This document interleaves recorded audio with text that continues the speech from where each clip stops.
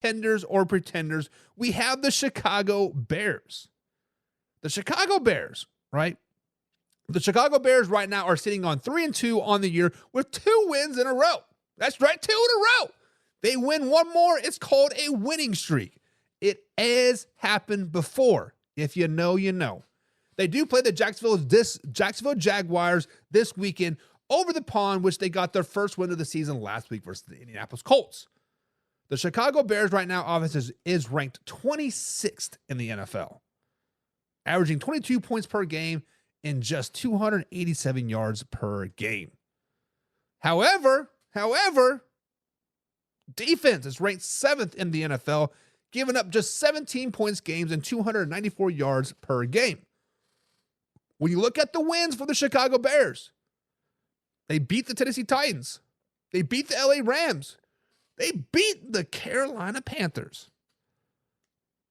Combined winning percentage of 3 wins. Titans are 1-3 on the season. Rams are 1-4 on the season. Panthers are 1-4 on the season. Now, they did battle against the Houston Texans in Houston week number 2. You take away the 17 sacks and the 15 hits on the quarterback, they may have won that game.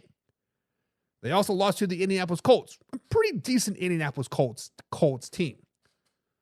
So when we look at the 3-2 Chicago Bears, winning 2 games in a row, guys, are they contenders or are they pretenders? Guys, the Chicago Bears are pretenders. The Chicago Bears are just not a very good, well-rounded team. They have a lot of good parts. Their defense, obviously ranked 7th. Pretty good defense. DJ Moore, right? And Keenan Allen and Rome. Pretty good receiving core. DeAndre Swift, decent running back. Caleb Williams, not a terrible quarterback. Has room to grow. He's still a rookie, right? Still growing, still improving. And somehow that offensive line is ranked 10th per PFF. No, these Chicago Bears have one of the worst offensive lines in the NFL.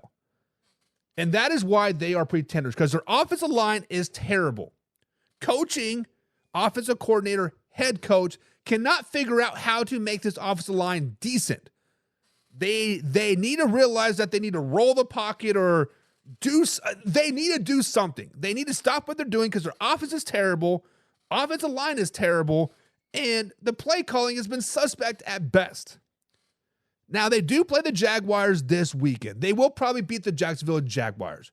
Jaguars are a complete dumpster fire. Let's just be flat and honest. But then they play the Commanders, the Cardinals, the Patriots, Packers, and Vikings, and Lions in the upcoming weeks. Guys, it could be very easily that they can win 3 in a row, but then they could lose 5, 6, 8, 9 games in a row. They aren't going to beat the Commanders. They aren't going to beat the Cardinals. The Patriots might come into Soldier Field and wax that ass with freaking Drake May. Packers, Vikings, Lions, 49ers, Vikings, Lions, Seahawks, Packers. No. Guys, the Bears are not good. The Bears are not good. Let me say it one more time for all you Bears fans out there. The Chicago Bears are not good. Their wins this season versus the Tennessee Titans. If Will Levis doesn't do some underhanded crap interception pick 6, the Bears lose that game. If the Rams have one more healthy player on the offensive side of the ball, the Bears lose that game. If the Panthers just were not the Panthers, they would have probably lost that game.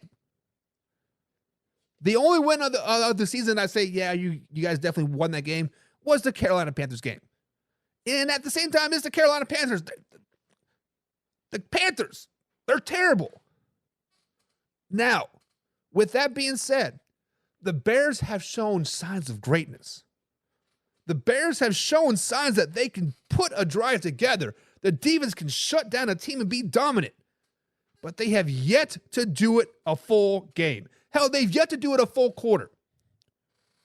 Once they put in a full half of football, then let's worry about building up into a whole game. And then let's put 2, 3, 4 games in a row, playing complete football games. Then I could potentially call the Chicago Bears contenders. They have all the right pieces. The Chicago Bears have finally put a team on the field worth getting excited about. They have their quarterback. They have receiver core. They have a defense. The only thing they're really missing, honestly, is a freaking offensive coordinator and a coach that doesn't suck. Matt Eberflus should have been fired last season. Guys, there is no way that I can ever put Contenders and Chicago Bears in the same sentence. Although I just did. But in the comments below, guys, are the Chicago Bears contenders or pretenders? Matt Henry,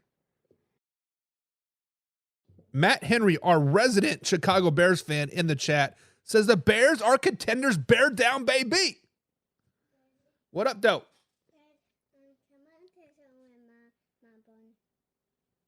You want my phone? All right, here you go, buddy. Go have fun. Matt Henry says contenders, bear down. James Chamber says pretenders. The Jags are going to prove it this weekend. So not only James is saying the Chicago Bears are pretenders, he's saying the Jacksonville Jaguars are going to wax that ass. Bring that ass here, boy. Pew pew.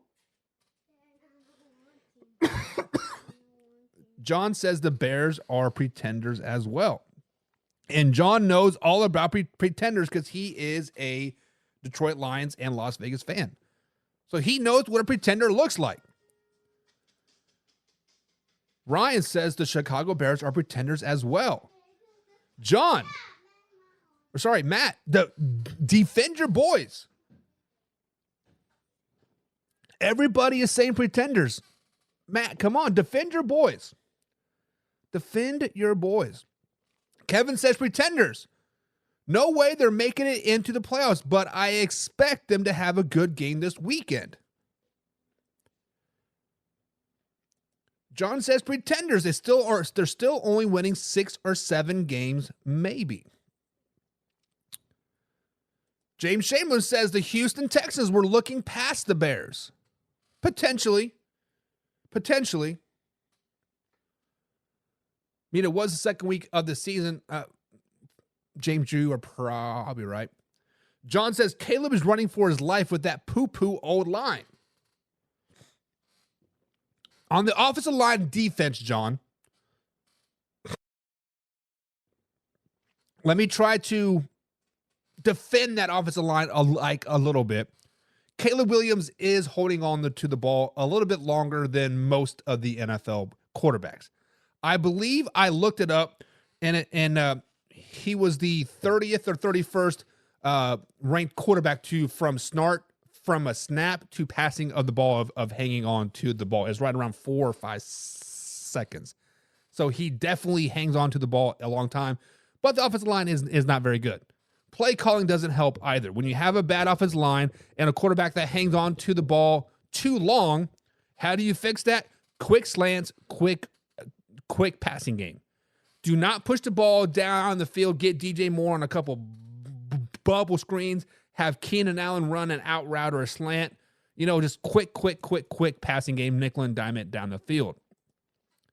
Plain Shark says, I think the Bears are overrated.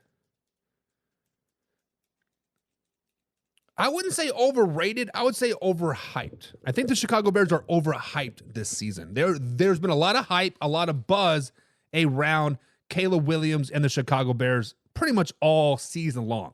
So overrated, overhyped, yes. Overhyped, yes. David Nazar's in the chat. Chargers fan just showed up. He says that the Jets hired Belichick. No, they did not. Excuse me. They promoted their defensive coordinator to head coach. John says, "Are you sitting on one of those ribs? Why would I be taking a rib?" John, why would you give me your ribs to sit on? Like that's just weird. Matt says, "Orgy for Heisman." I had not following college football very, very closely, unfortunately, Matt. It is what it is. Plain Shark says the Bears remind me of the Jets. The Jets are the worst organization in all of NFL. The Bears are starting to improve themselves. Now, as much as I dog the Bears, Matt, Combsy, Fitz, you Chicago Bears fans, I can appreciate them building the team like they're building, right? They're putting all the right pieces in place. Ryan Poles is doing a great job. He got the quarterback that he wanted. He got running back. He's got receivers. They got a defense, right? They traded for defensive players midseason last year. The one thing that the Bears are lacking is a coach, to be honest. Matt Eberflus is not it. Now, I know there's been people out there, Brandon Combs, Matt Eberflus for Coach of the Year if they make it to the playoffs. No. The Chicago Bears can only win despite of Matt Eberflus, not because of not Eberflus. Kevin says, no, Bill Belichick says, no intention of coaching this season. And John says, he's chasing those hoes. You are right. Kevin Cummings says, Bear fans actually exist? Yeah. There's a couple here. Matt's a Bears fan. Combsy is a Bears fan. And Fitz is a Bears fan. That's pretty much all the Bear fans that I know. John says, Jags win in London every time. If I'm not mistaken, this is not London. This is overseas in general. The Jaguars are 6-5. Last year, they did win back-to-back games over the pond. Of course, they played in London and then, was it Germany last year? I'm not for sure. I don't know. Ryan says, I know a few Bears fans. Planet Shark says, Bears, Jets, Jaguars, Panthers are all bad this season. The Bears are not bad. They're just not there yet. They are pretenders. They're not contenders. Jets, Jaguars, Panthers, meh. We're going to be talking about the Jets coming up here. So stay tuned for that. We'll be talking about the Jets. Kevin says, rookies do tend to hold on the ball longer than necessary. Williams will get better unless Chicago ruins him like they have done every other quarterback they have drafted. Kevin, you are spot on. Rookie quarterbacks do, especially the ones that have not played, at a strictly pro level versus elite competition week after week after week. That just doesn't exist anymore. But from every coach, every player, everything that I viewed from college into the NFL is NFL quarterbacks throw receivers open. You are not going to get that 2, 3, 4 window wide openness, right? You have to throw your guy open. You are going to get 1 yard, and you're going to be happy with that 1 yard. In college, you do get those wide open plays. You do get the 4, 5, 6 yards of separation. And when you watch Caleb Williams' tape, USC, right? Consistently, guys were running wide open. It's just when you're playing NFL players on your team versus college players, you are going to be better. You're going to be more athletic. You're going to be gifted. In the NFL, everybody's an NFL player. Everybody has that gift. Everybody has that talent. So it is taking him time to get adjusted, right? Keeping him adjusted. Matt Henry says the Lions and Bears are the most miserable franchises in the NFL history. Not wrong. Matt Henry says Eberflus graduated from the same high school as me. Okay, there's a connection. I didn't even know Matt Eberflus went to high school. I'm joking. John says they are not going to come close between the Lions, Vikings, and Packers. You'll see it too. Matt Henry says, thank you, Kansas State, for Will Howard. Buckeye Nation. Yeah, still